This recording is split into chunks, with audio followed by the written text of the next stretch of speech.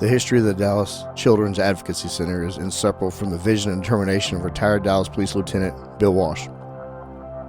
In 1991, after recognizing the trauma children endured repeatedly, recounting their abuse to multiple agencies, Walsh helped create a groundbreaking model that brought law enforcement, child protective services, medical professionals, prosecutors, and therapists together under one roof. What began as a bold idea, one of the nation's leading children's advocacy centers, serving tens of thousands of abused and neglected children by transforming how communities respond to crimes against children. Walsh's impact extended far beyond Dallas through the creation of the Crimes Against Children Conference, which grew from a small training event to the largest conference of its kind in the world, influencing child protective practices across the globe. When Bill Walsh passed away in January 2025 after a courageous battle with cancer, he left behind not only a grieving family, but also a legacy that continues to shape the future of child protection. His wife, children, and grandchildren, colleagues, and countless professionals were left to carry forward a mission that defined his life. Among those leading the charge is his daughter, Dianna Smoot, who has devoted her career to the cause her father championed. Today, she stands at the forefront of the legacy, helping organize the nation's largest Crimes Against Children conference, while forging her own path as a respected leader in the field. Through her work, Walsh's vision lives on, not simply as a memory, but as a living mission that continues to educate professionals, protect vulnerable children, and inspire future generations to fight for those who need the voice most. Dianna, welcome to the stage. Thank you so much for having me. So I want to get into this DCAC, but I want to talk about the history of the Advocacy Center and how it all started. And I know the story, but I want everybody else to know it too. Well, there are children's advocacy centers all over the country, close to 1,000. And here in Dallas, Texas, ours was started by a cop and a prosecutor. So that cop was Lieutenant Bill Walsh of the Dallas Police Department. And Bill just so happened to be my dad. And so 35 years ago, he and a prosecutor worked together to bring people who work child abuse cases together. And here we are 35 years later, serving kids and making our community stronger. And it's grown leaps and bounds. And when we started, I know the story of you didn't start anything from scratch. It's an uphill battle, especially in a major city. It absolutely is. And I think bringing different disciplines together to bring law enforcement, child protective services, the district attorney's office, medical, all these different policies, procedures, organizations, and bosses. And I will say, I don't think he could have ever imagined it was going to be what it is now. That very first year we served city of Dallas only. There were 700 plus kids that came in and were served. And here we are 35 years later doing thousands of forensic interviews a month. It is estimated that over 100,000 children have been served by DCAC in the last 35 years. And that's just a remarkable legacy and such an honor to do the work that we do. And now you're picking up and continue that legacy because, you're looking you're just talking about 35 years later after it started. You want to look at 35 years in the future too. This is like an airplane that you continually build as you're flying it, and you want it to grow. Absolutely. I think we are constantly learning and evolving. And some of that is going to be just because the world is changing. 35 years ago, we weren't talking about AI or how people could use AI or online to victimize our kids. And so we are constantly adjusting and changing, and how do we improve and better serve? And so the last 35 years have been incredible, and the next 35, who knows where it's going to take us. It is a mission that you just want to continue to trajectory to go upward. That's right. Always. These kids deserve it.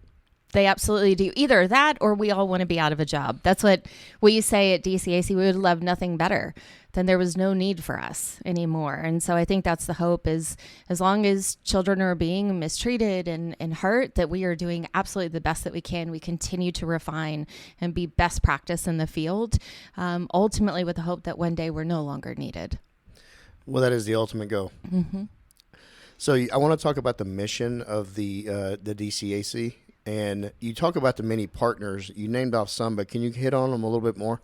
Absolutely. So the mission of Dallas Children's Advocacy Center is to improve the lives of abused children here in Dallas County and to serve as a leader on child abuse issues. And so what we do is we bring together everybody who works these cases. When you're talking criminal child abuse cases, it's law enforcement, child protective services, medical professionals, mental health professionals, the district attorney's office.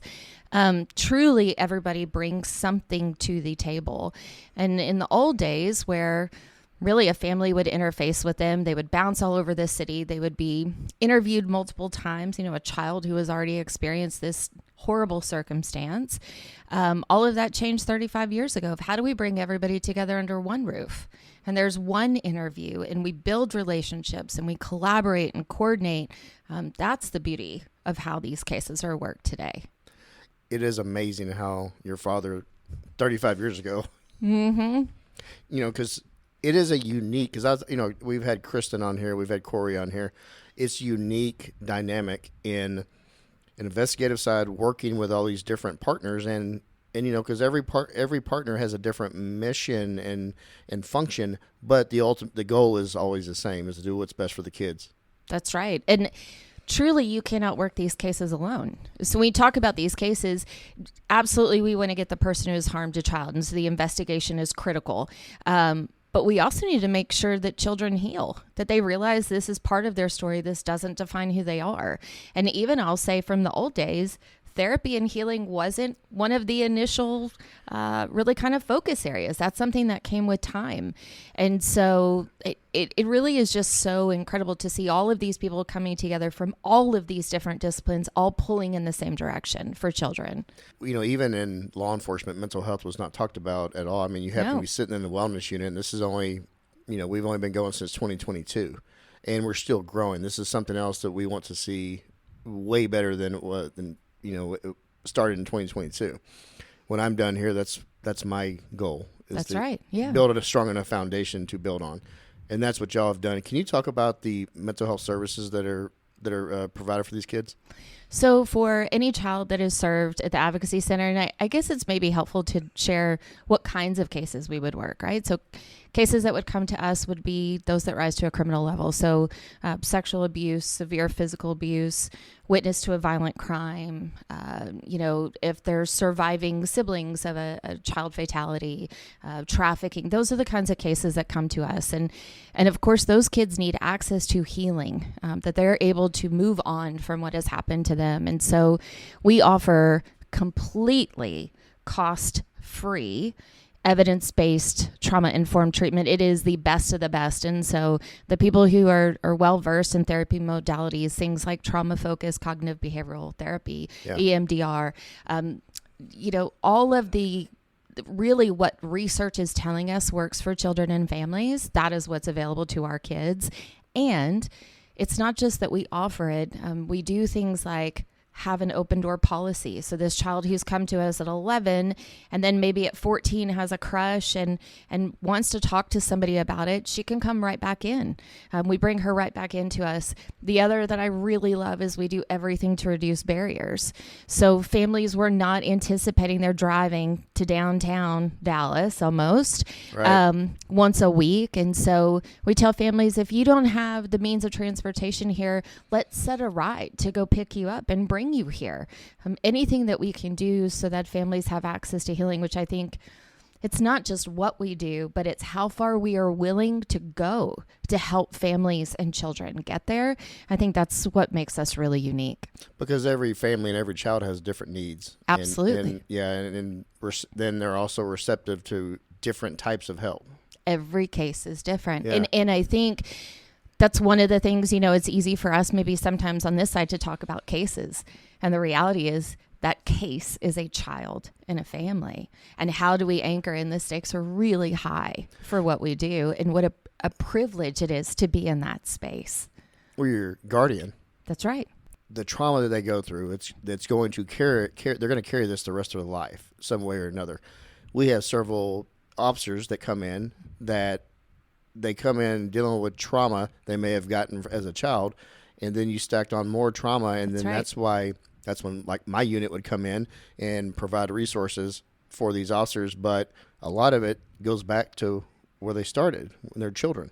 It absolutely does. And I think that's one of the things, I will say I can be the downer at parties when people say, what do you do? And I'm so hungry to talk about the work of the Advocacy Center. And I think what's so incredible about DCAC is it is a joyful and happy place. And so kids come to us that they've experienced trauma, but kids get better there.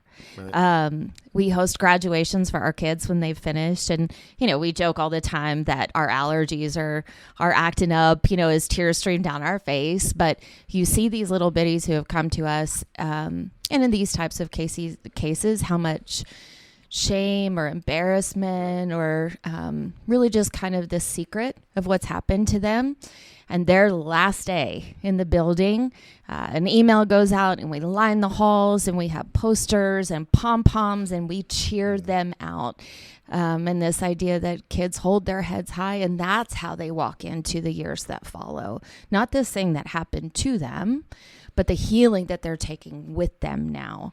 And it's really incredible to witness. And this work is what provides that. It absolutely does. So can you talk about how the education piece, how that fits in with the DCAC, how important that is to prevent this and also just move forward after it happens? I am so honored to lead our education department at the agency. And so it's everything from recognizing and reporting. How are we getting that out there of people who work in child serving organizations? What are they looking for? How do they make a report? What happens to a child after the report is made? Working with parents. Here's some tips. Guess what? When your child is going to spend the night at somebody else's house, here's the questions you need to be asking. We also have professional training. So, we have all these different disciplines coming together, and there's really specialized knowledge in how to work these cases. So how do we make sure people have access? And we do that through lecture series, this little thing we call the Crimes Against Children Conference. Yeah, we're getting to that.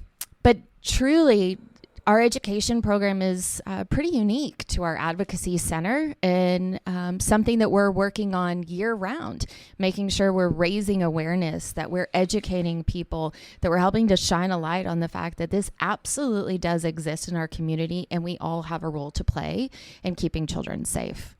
Well, because as technology evolves, the threats evolve and change. And that's why, I will say this about, Kristen, she is very careful about what our daughter does. That's right. And where she goes and who she's around.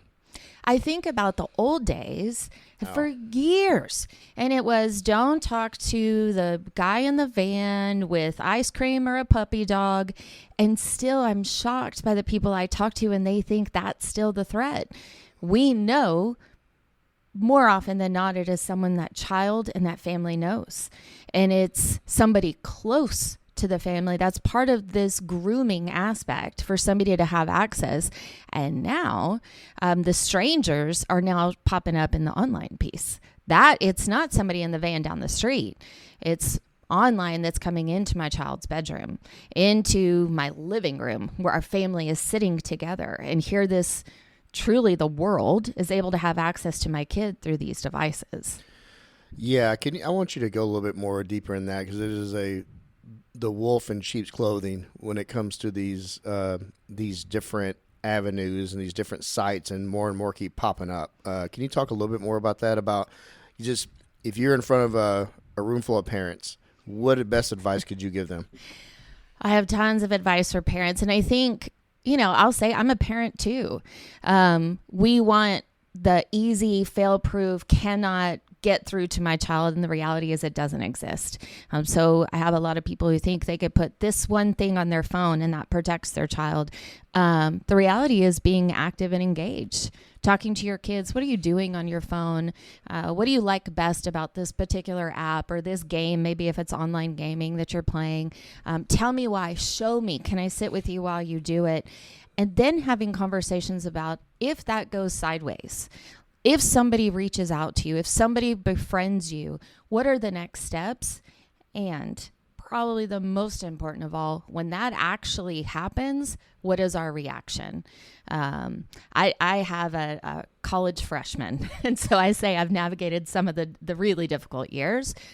And there are times when our kids tell us things and our gut reaction is to blow up and react. And drive over there to the house. Yeah. That's right. We might be angry. We might be scared, right? And we have these big reactions. And the reality is when we have these big reactions, we taught our kid not to tell us the next time something happens. And so I think that's also the thing of establishing trust with your child and letting them know they need to come talk to you when this thing happens, if this thing happens, and if they do, what is that reaction that keeps the communication doors open? That's hard to do.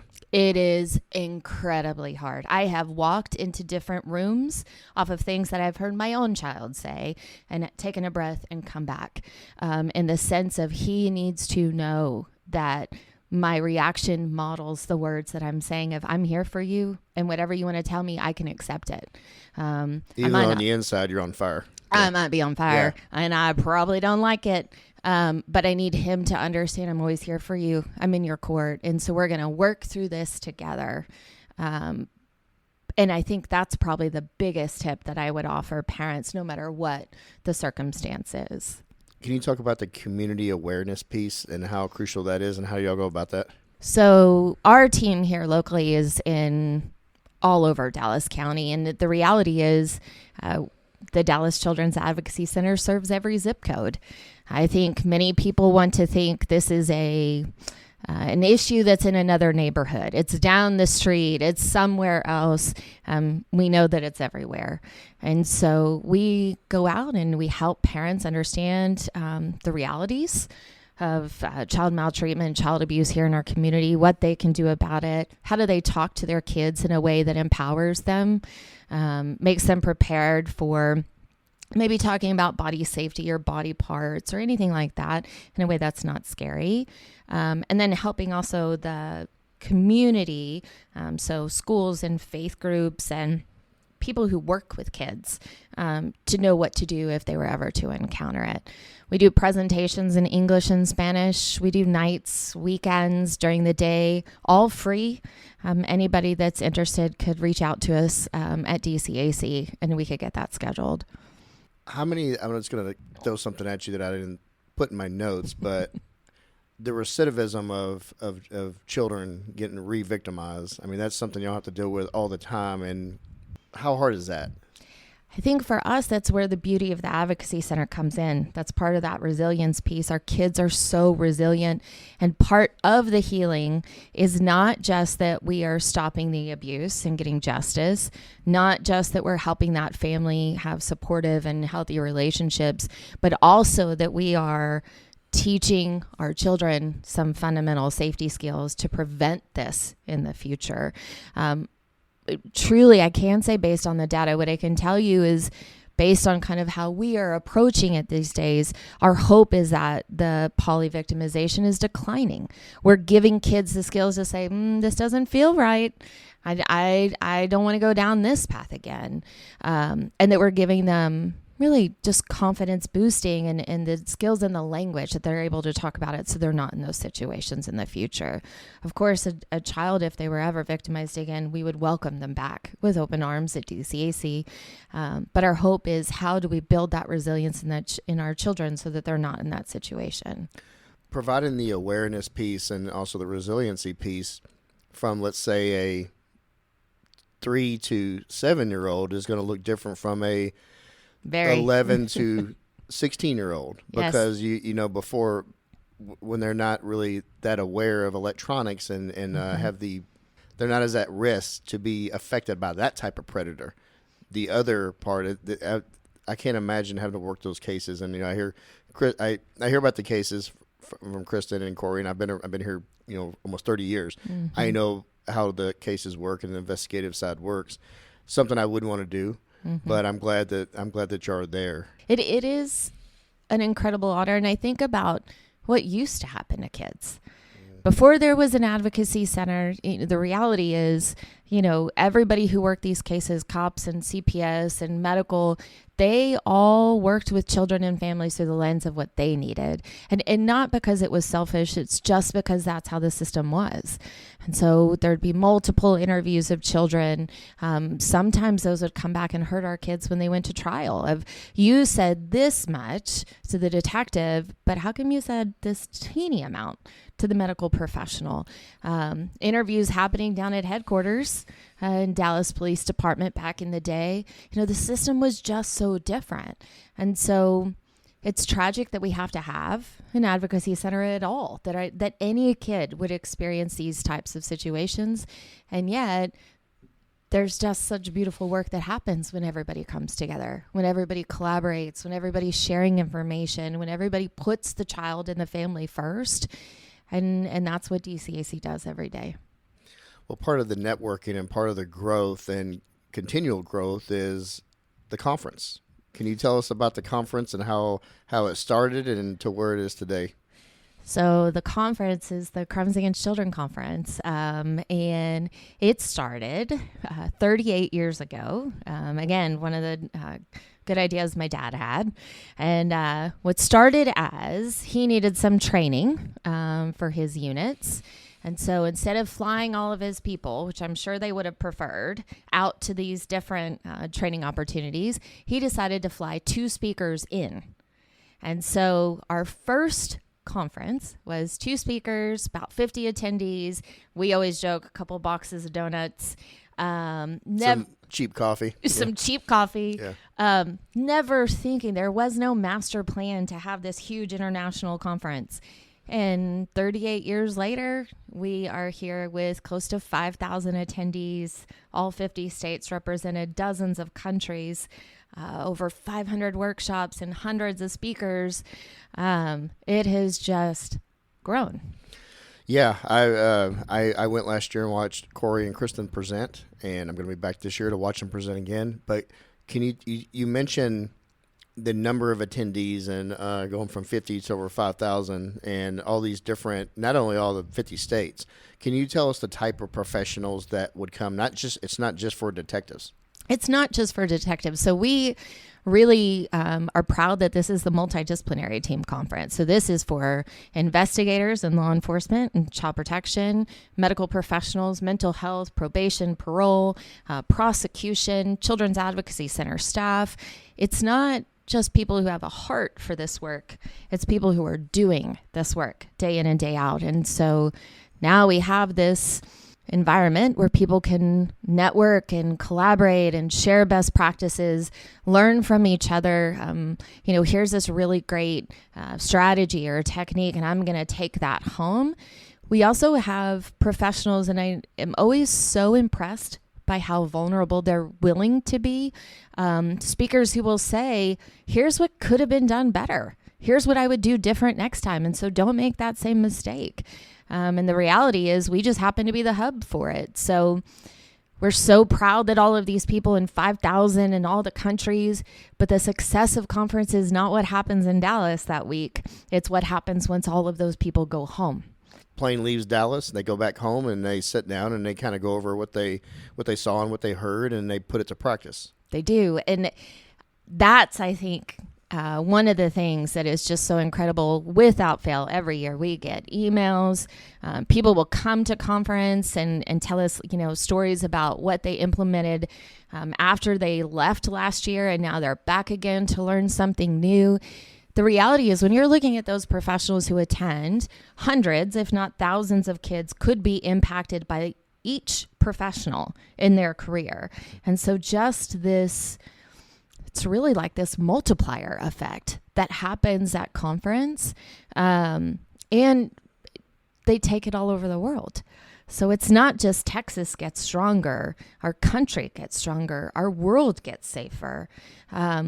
It is really just incredible to see what happes. It is a huge event, and it's so. I just being part of the Dallas Police Department, I take a lot of pride, and I'm not even in that field.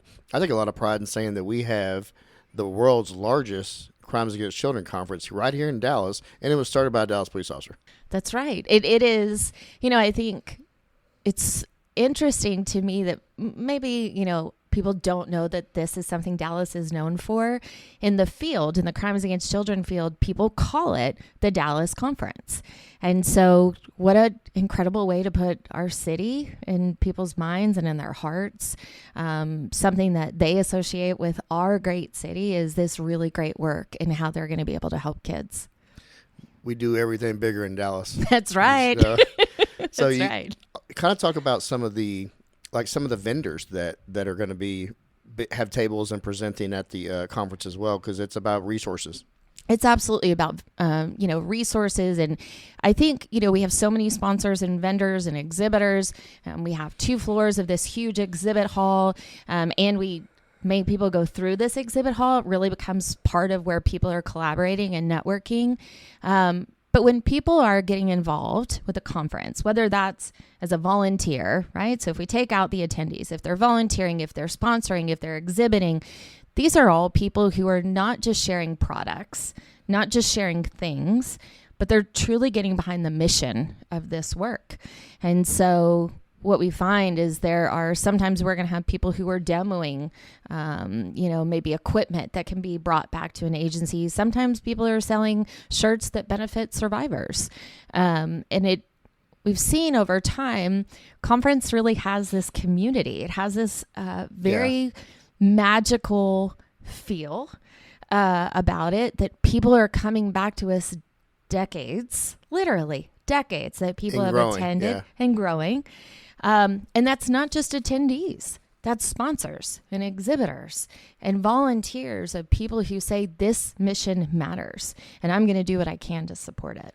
Well, speaking of support and speaking of the mission, none of this would be possible if it wasn't for some of the sponsors. So can you tell the listener out there, how could they That's right. be a part of this and continue this growth?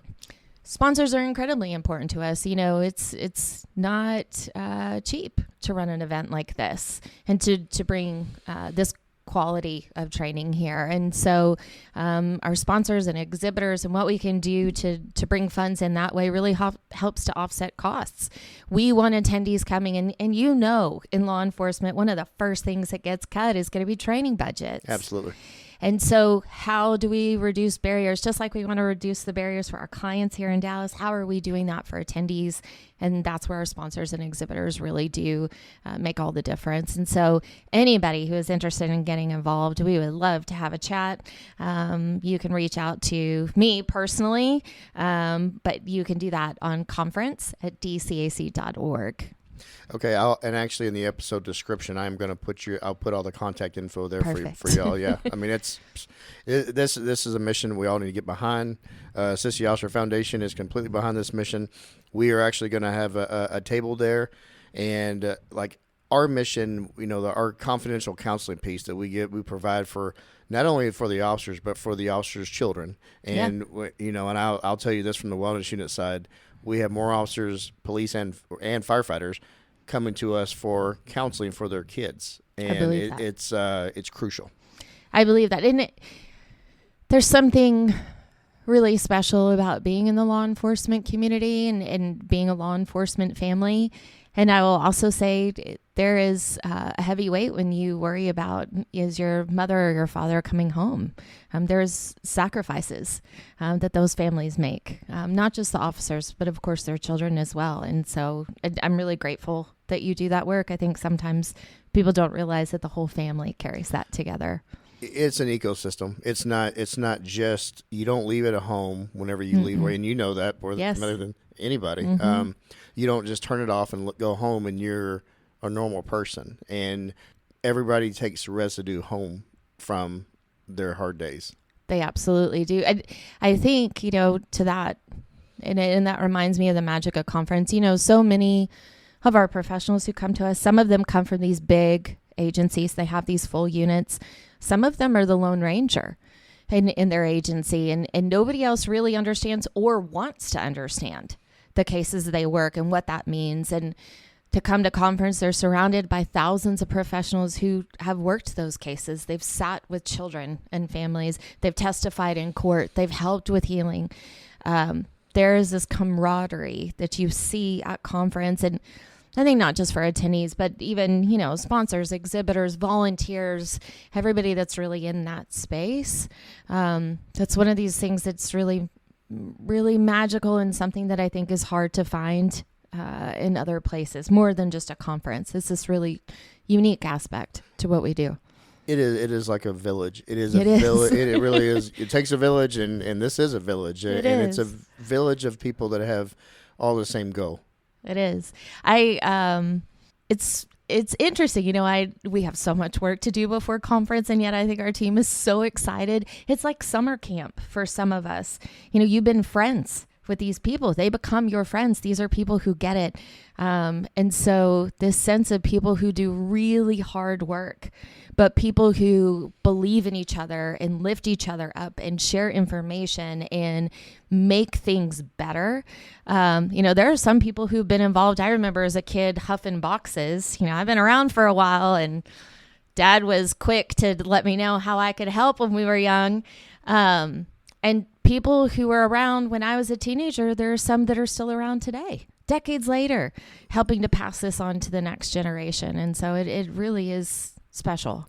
Well, to put together any event is a huge undertaking, and especially an event this size that really is for thousands of people from all over the globe. It is a huge undertaking, and that's why, you know, the ATL fundraisers we do, from Bags for Badges and Clay Shoot and golf tournaments, that's a lot to do just that. And, you know, people show up, they enjoy what's laid out, but they don't realize there is a behind the curtain, a lot of hard work, a lot of frustrating work to make all that happen. Yeah. Our hope is that if we're doing it well, nobody ever notices. Right. And so that for us is success. But it's really fun too. We're looking forward to seeing our friends to come back. It's a true challenge to do this. And then at the end of the day, I mean, you're exhausted, but as soon as it's over, you're probably planning for next year's. We absolutely are. We sleep for just a little bit, take a couple days to recover, and then we are right back at it. Pat each other on the back a little bit for the success, and then, all right, what's next? Yep. How do we make it better for next year? What are we going to change? And 38 years, I can say things continue to grow and evolve and change. Even just this year. So for the last couple of years, we've had plenary on Sunday. We're moving it back to Monday. We have this incredible keynote with Tim Tebow this year. Just a few years ago, we introduced a swag swap. Like, we are constantly looking for how do we improve and enhance the experience for our attendees. Have a purse bingo. I promise you. No, I'm just kidding. Yeah, that would be there'd be a lot of eyebrow raises, but I promise you there'd be people walking away happy. But, I'm sure. Yeah. So you're talking about Tim Tebow being one of the presenters, and another aspect of this whole conference is you have people from all over the country coming in presenting like case studies. And I'm going to give a plug for please. My wife, Kristen King, is going to be presenting the Cash Gurning case, which was an awful case from 2021. With Amy Derrick, who was a chief DA over this case, and that case just got rectified through the prosecutorial side just here recently, and it's a horrible case, but I think it's a case that other people could learn from, and God forbid this ever happen again. You know, but it's a case that's going to have a lot of interest. Corey Foreman and Kristen are also doing like unsafe firearms. Show they did last year, and it was a big hit. Yes, it's a huge hit. There's so much to be said, and I really will brag on Dallas Police Department. The expertise and the knowledge of all of the partners that we work with in law enforcement at DCAC, and particularly, I would say, just the sheer volume of cases and the number of years some of our detectives from Dallas PD have been there. It's really an honor for us to be able to provide a venue for them to share that as well. And so it speaks volumes that we have law enforcement in the DA's office who are going to present together, that attendees can sit there and see both sides. Because there are multiple sides to any investigation. Absolutely. And how do I take what maybe the prosecutor is telling me from a law enforcement officer and do something differently or better next time? Vice versa, we're going to have prosecutors in the room who can learn from Kristen or from Corey. And so that's one of the added bonuses, I think, as we get to put on display the work that's happening here in Dallas County. You know, it's people like Corey and Kristen and Amy Derrick. We have some of our other partners in Dallas County Yes. who are presenting as well. And at DCAC, we're really proud to push our partners forward in 'cause conference. this is a homegrown conference, and I would imagine you're very happy to have our own people up there presenting and representing what this conference mission. We absolutely are. And I think it's also important to note that they are presenting because they are experts in the field, and what other people in other cities can gain from our people. We're just really lucky to have that experience here in Dallas. Can you talk about some of the other presentations? Oh, we have tons. Okay, We have okay. tons of case studies. Anybody who wanted to see our lineup could go to our website, cacconference.org. It's up there. So we have case studies. We have some sessions that are going to be about particular techniques. So sometimes the classes are going to be geared for law enforcement or maybe child protective services. Other times it's for the entire multidisciplinary team. We also have opportunities where it's a forum. People can come together and ask questions and brainstorm. We actually have a couple of sessions. I believe Leighton is doing a class in Spanish on interviewing. Leighton and Irene. Yes. Yeah. Oh, yeah. That's fact. They did it last year, and it went over really well. Yeah, they're doing it again this year? Yes. Oh, that's amazing. And Good. so, we have tons. I know we have Irving PD that's doing some classes. I apologize for any of my partner friends who I'm forgetting out of the 500 classes we're offering. But tons of expertise here in Dallas County, and really just so proud to put that on display. DFW is a North Texas hub, and just like you said, the sheer volume of cases that these detectives have to work and these prosecutors have to work and That's right. the MDT has to work, That's right. that garners experience and expertise. It does. I mean, the Advocacy Center has been around for 35 years. For 35 years, our community has been working these cases together, and we hear about communities opening children's advocacy centers just now. You know, some communities are still trying to get one, and so it really is something that we're proud of to be able to say, here's how it's been working for us in the past 3 decades, and how do we help bring others along. I'm going to ask you something, and you may take, I don't want you to think that your answer is going to be looked at as a cocky answer. Do you think Dallas DCAC is the best? I mean, I think I will say I am biased. I really think there's nowhere like DCAC, and I'll own, I think my experience is special. I washed windows with my father the day before we opened. I remember what our old building looked like, and us ripping fabric off the walls and all the things to get things ready. And so to see that, or see conference when we were the Crimes Against Children seminar, we joke, we see our old t-shirts at home and we still have that. And now to see where we've come, maybe I could say I'm just a proud daughter, or a proud Dallas girl. But I don't think it would be a stretch to say I think Dallas is the best. I would happen to agree with that. All right, to wrap this up, I want to give you the opportunity to give the listener a lasting message regarding this conference mission and why they should support and why they should attend the conference. I think the reality is those that will benefit most from the conference will probably never even know it exists. So children will never know that an investigator learned this new technique, or prosecutor got a new strategy, or this therapist has a new training modality. But the reality is they will benefit from it. And that's exactly why we do this work. Hey brother, hey sister, I'll never give up on you. Hey Mrs., hey mister, I'll see this all the way through. No matter how far the sun and the moon, I'll never give up on you. Down when you're lonely, I'll pull you up. Life leaves you heavy when the going gets tough. I'll be your shoulder. Together we'll run up from the bottom. Yeah, we'll rise above.